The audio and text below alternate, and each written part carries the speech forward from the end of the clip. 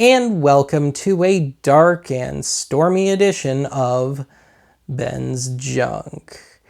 Because there's a bit of a rainstorm going on outside. But just that, not a terrible one, not destructive or anything. The kind that's nice to listen to, and if you're in a position to do so, just kind of sit back and watch. And also, this is, I should note, the first video I have done in years, quite literally years now, that I have shot in the morning. So it's just an all-around nice, refreshing change of pace for me. So with that, we're going to discuss Laserdiscs today. And the last time I did a real proper collection video with no real rules on genre or anything would have been back in 2019, 6 years ago. So the main idea of this one is to go through the more recent acquisitions, or at least the more notable ones. Now this is an older one. This was in the 2019 video, and there will be some repeats and some overlap with things I've done on, like, I did one that was on progressive rock and heavy metal home video releases. So yeah, there will be a little overlap. But yeah, if it's an older one, I'm using it to lead into something else, to tie to something else. So yes, the last time I did a real full proper Laserdisc collection video in 2019, I showed my original DiscoVision copy of Dracula, original-ish. It's gone over to a side loader by this point. The truly original ones open like a pizza box. So I would guess this copy is from about 1980. And I think this was of that first wave of Laserdiscs to hit the market in late 78, early 79. Now, this is pretty beaten up. If I ever see at a good price another copy of this, I'll probably pick it up just for the upgrade, especially if it's an original pizza box issue. But yeah, Dracula, 1931, Bela Lugosi, and these DiscoVision titles are so hit and miss, but the good ones are really nice, and this is one of them. Whoever worked on this really did, especially for the time, a terrific job. And thankfully, the rot levels are quite low on this one. So I also mentioned I've done this one on when I do DiscoVision dead sides. Just look that up. When I uncovered the dead side to this one, it had some industrial films on it. So that was a nice bonus. And another one that I have uncovered on archive would be Frankenstein. And I already had this back in 2019 as well. And this is one of the early side loaders. It's got a piece of styrofoam holding everything in. I do need to get some double-sided tape and try and take another pass at that corner, but otherwise it's in really nice condition, and once again it looks good. Now there is a chop. If you're familiar with this film, there's a scene where the Frankenstein monster throws a little girl into a lake, but it kind of cuts out the context of it. It doesn't justify his actions, but at least it makes more sense. So that nasty chop is still there. That didn't get reinserted till, if I'm not mistaken, sometime in the 90s. But as of, we'll say 1979, it would have this would have been the really best possible shot at this one. Now, the new one, what I've been building up to, is The Bride of Frankenstein, which I think this and those last two movies are the only real classic Universal horror films that were on these really early DiscoVision Laserdiscs. But this is original pizza box. It's got the felt sleeves. And this one has a dead side as well, and I have not uncovered it. I'll have to do that sometime. Part of me would love to just kind of leave it pure, but there's so many goodies on those dead sides that I feel like I should uncover it at some point. And I've done it enough times now, I think I can do it without running any risk at all to the movie itself. And once again, whoever worked on this really put some effort into it. So I'm guessing whoever was in charge of this first round of DiscoVision titles really loved a lot of the classics and did some really nice work on some of the then contemporary titles. I was actually really pleasantly surprised at, on a very different note, Saturday Night Fever. So just in the last few months, I did a video called Half a Halloween Collection, which is about the Halloween movie franchise. We'll just keep running with the horror Halloween thing here for a bit. And I showed off what amounted to half a collection. I own most of the movies in some way, shape, or form, but not necessarily on DVD, all different stray formats, and it's just a whole lot of strays. But I picked this up, it had to have been a few years ago now, but Halloween 5, as far as I'm concerned, the last real keeper of the series. And I guess this goes for some money now, but I guess I was just ahead of the curve on this one because I paid more than I normally would for this, but I didn't pay full on, bonkers collector's prices either. But here I go being Mr. Praise again. Whoever worked on this one did a really nice job. It's not as overly contrasty as a lot of DVD issues are, Blu-ray issues. Sound is really good. Everything is just done right on this one. It's kind of like if you were watching this on HBO or Showtime or something back in the late 80s, early 90s. It's about what it would have looked like. So while we run with the whole Halloween thing, we'll get into some decidedly friendlier territory here. So I absolutely love the classic Peanuts specials, the 3 big ones, especially It's the Great Pumpkin, Charlie Brown, and A Charlie Brown Christmas. The Thanksgiving one is okay, but I could almost take or leave that one. But this is my favorite of the lot, and I guess that would be a bit on brand for me. So this is the final, well, the only Laserdisc issue it had, but the final release that this had before the DVD era. So it was this particular mastering on Laserdisc and VHS, and then really by 97 or 98, they just carried that over to the first round of DVDs. But it was really intended for these Pioneer Laserdiscs, and they went all out with this. Paramount had the rights at the time. And yeah, CAV format, so the maximum quality, half an hour per side of a disc. And dare I say, this might be my favorite copy of this one. I've owned this on VHS and on DVD, but this is right in that sweet spot before we started going a little crazy with noise reduction or saturating the color a little too much.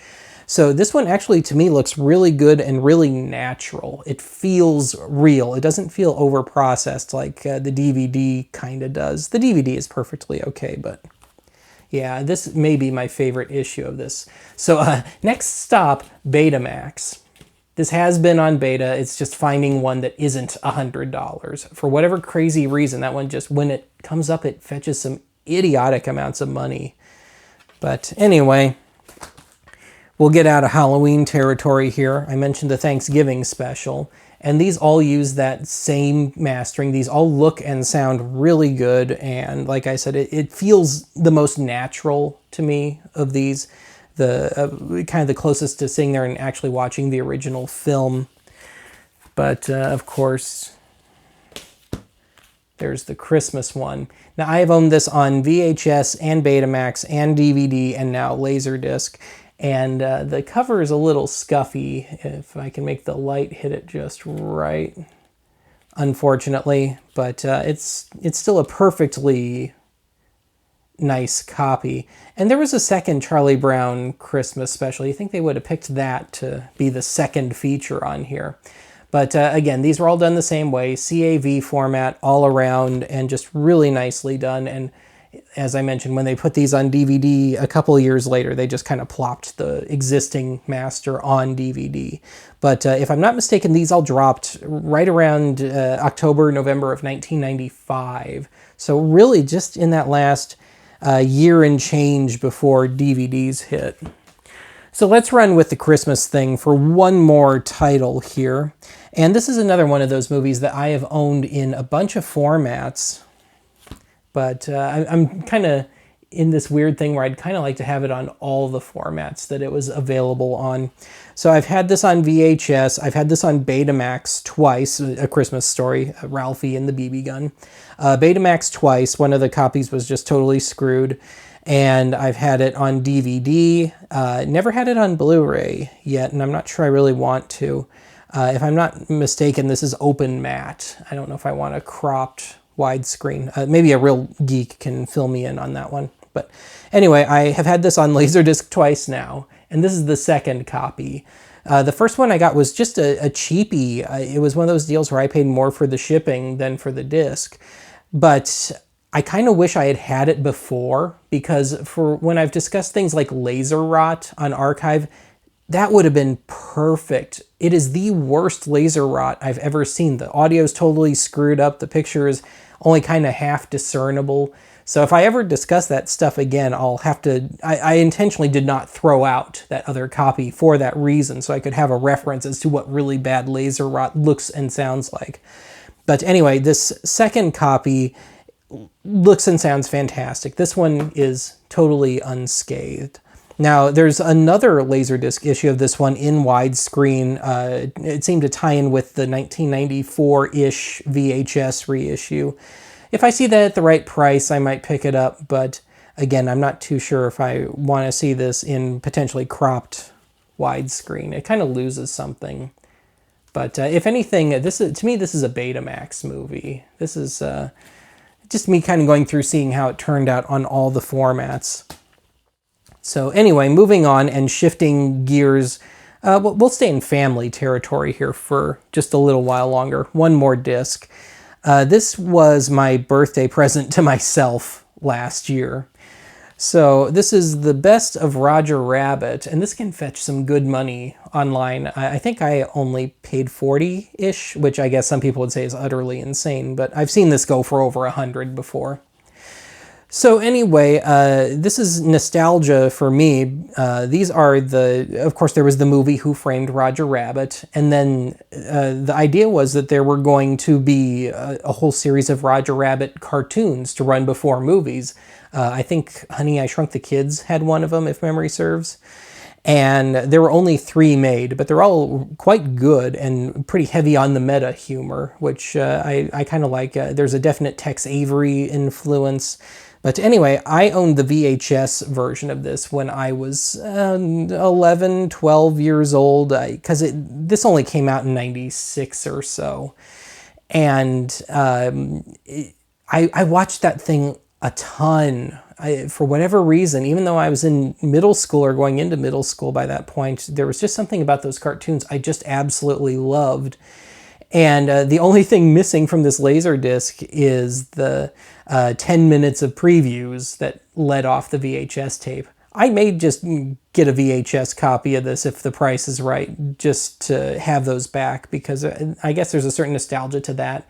And like a music video at one point for the song Stand By Me, the old Ben E. King tune from the early 60s, but it's the Lion King characters singing it, and it's actually not bad. So I may pick it up for that reason, but yeah, none of the extra stuff is on here. But anyway, the reason this tends to fetch so much online isn't because it's never been reissued. If anything, I'm pretty sure this is on most DVD and Blu-ray copies of Who Framed Roger Rabbit. But this was recalled by the D Company because I guess some animator was having a little too good a time when these were made. And in one of the cartoons, there's a chase sequence and it's in a hallway and there's a bunch of posters on the wall. And if you pause at just the right moment, which on a CAV Laserdisc is easy to do, you can do frame by frame on any machine. I guess there's a full tilt Playboy style nudie photo.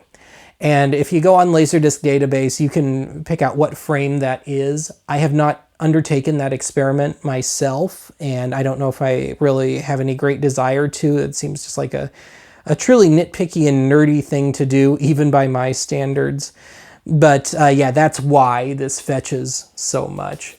But I really only picked it up because I wanted this particular home video configuration of it again, and that artwork again that I remembered so well. Nostalgia is weird. All right, let's shift gears here. So I did a Ben's Junk a few years ago on progressive rock and heavy metal Laserdiscs and Betamax and VHS. But these are going to be a bit redundant, so I won't spend much time on these. So Emerson, Lake and Palmer, Pictures at an Exhibition, a Japanese disc complete with the Obi strip that somebody paid, what, $65 for at Virgin Records way back when. Now, the only downside to this one is that it's a Japanese disc and it's hard-coded subtitles. You cannot turn them off. But yeah, it's Emerson, Lake and Palmer in their prime. The closest to a gripe, aside from the subtitles that I had, was the two Knife Edge. It just lapses into this really, really long jam, and it's not listed here, but I guess it's called Rondo. But to me, when I saw this, I had never seen this film in its entirety before. I'm like, Knife Edge should only be about 5 minutes. Why is this still going on and on and on? And it's just going farther and farther away. But yeah, so it's not quite complete in its advertising. And this had the worst. This is the only Laserdisc I've owned that had a smoker's patina to it when I got it. So I had to give it a new sleeve. I had to give it a new inner sleeve. I really had to clean this sucker up and effectively fumigate it. And I think I even had to let it live outside briefly just to let it air out. But yeah, true smoky treat, flavor country goodness. So I've discussed this one before, King Crimson, Three of a Perfect Pair. And I have a Betamax tape of them performing a couple years earlier in France.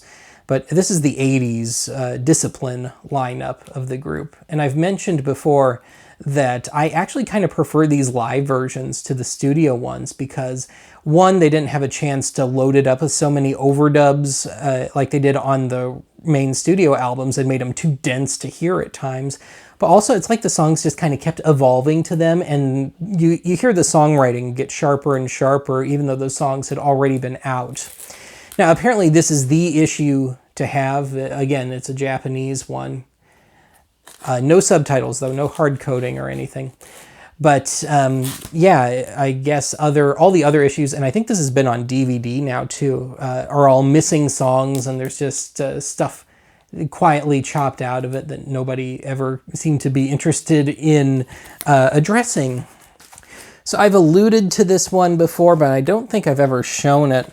This is a Japanese disc of a documentary called Guitar, and there's plenty of names on there. Some of them aren't even necessarily guitarists or known for playing guitar. But this is from 1991 or 2 or so, and it's hosted by Jeff Skunk Baxter, who was in the original Steely Dan before it just became Walter Becker and Donald Fagen and a bunch of studio musicians. And this is, as I mentioned, a Japanese disc, and it's hard-coded subtitles, and they take up a big chunk of the screen, so it does become distracting. But as far as I know, this has never gotten a North American issue in any format. And it tries to hit too many targets. It tries to do a little too much in 1 hour, so it just kind of jumps from one thing to the next. But it's worth a watch if you can find it. Maybe it's on YouTube by now. I guess this aired on VH1 a handful of times way back when.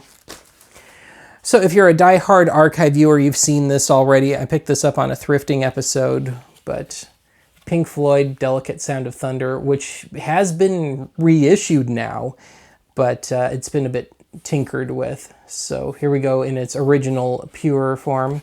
And as rough as the cover is, the disc is absolutely perfect, and it looks and sounds great. So this is an oldie, but it'll lead up to a new one. So it's pretty well known I'm a fairly die-hard Kate Bush fan, and one of my absolute most prized discs is my Japanese Live at the Hammersmith. And there was an EP released with this, and I have a copy on cassette. I don't think it's been reissued, or if it has, it's been very limited, and I haven't seen it anywhere. It's got a little bit of laser rot going on, and I would have rather have seen this split into 2 halves so we could keep it in the CAV format, but instead it's CLV and all crammed onto one side of one disc. But yes, one of my most prized discs. Now, I have lamented when I've discussed that one before in some of her other stuff that there was another release of hers, collection of her early music videos called the Single File, which I just could never seem to find at a decent price. And then to boot, it was, again, Japanese. So I'd have to worry about getting it imported and hoping it would survive. But I did finally acquire this one. I think in the end I still paid around 45 bucks for it, and that was just as much, if not more, shipping from Japan. But I took the gamble. It seemed to come from a reputable seller, and let's see if this artwork doesn't get me in trouble with YouTube. But yeah, I believe this is everything up through 1982. So mission accomplished on that front. Now we're going to really, really radically, nastily change gears.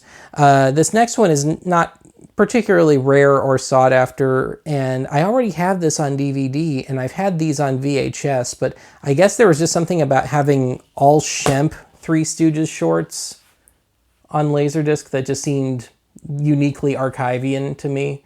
As far as I know, these are the only Shemp shorts that have ever been on Laserdisc. And according to the Laserdisc database, there were a handful of other of these things that were planned for release, but just never happened. So yeah, it's been taped back together, but the price was right. Now from that same seller, and the price was right for this one too. That's why I was okay with buying multiple items. We got another Stooges set here. And this one does have one thing that's unique to VHS, Beta, CED, Laserdisc, but not on DVD. And that would be the inclusion of the music video to that classic single, The Curly Shuffle, which is just a bit of Texas swing, a Texas swing hit in the 80s. It was a top 10 single here in the States. That's just played to a montage of Stooges footage. But alas, unless it's a really buried Easter egg, it has not carried over to DVD or anything. So yeah, if nothing else, this was my way of getting a clean copy of The Curly Shuffle, which would make it my third copy, perversely, and not even necessarily on purpose. I had it on a VHS tape initially, but it was a much later Stooges reissue from the mid to late 90s, and it wasn't listed anywhere, and it was just a nice surprise. And then again, when I got my first CED player, I just bought whatever I could get cheap. One was a Stooges compilation, and it just happened to be on there, but not listed. So this is the only time I've had it where I actually knew going in that it would be there. All right. So we'll just ride this out in classic territory, albeit in some more acknowledged classics. So I'm actually seriously considering showing this one for Halloween this year, doing an Archiveland public domain live stream of The Cat and the Canary. I do kind of feel like I'm overdoing the silence, though. So this is sometimes considered to be the first horror comedy. It's certainly got a meta streak to it. But yes, this is from 1927, Universal Pictures. And if you've seen the video I've done on both Metropolis and Phantom of the Opera, the Lon Chaney one, all in the same video, I mentioned that Universal thought so little of their silence that they were going to just straight up throw them out. They let all of them lapse into the public domain, and at least there have been enough copies out there to keep them circulating.